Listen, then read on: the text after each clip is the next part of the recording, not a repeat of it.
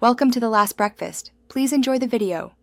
You begin by confirming prerequisites, latest iOS and a backup so changes are reversible.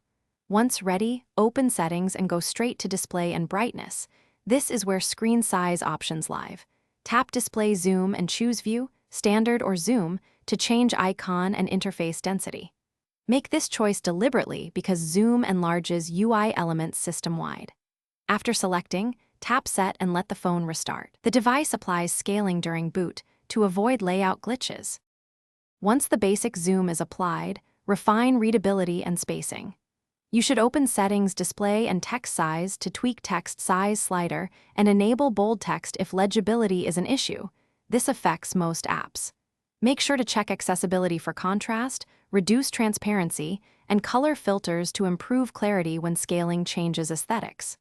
Finally, manually rearrange widgets and icon placement on the home screen so that essential controls sit within reach and don't overlap after the scale. To finish, systematically test common apps, the keyboard and control center to ensure buttons are reachable and nothing is clipped.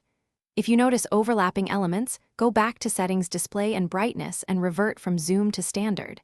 Changes are immediate after a restart. If minor glitches persist, force restart the phone and update problematic apps, because outdated apps sometimes mishandle scaled layouts. If all else fails, restore from your backup or contact support for a deeper diagnostic step. Thanks for watching. If this was helpful, leave a like and consider subscribing. See you next time.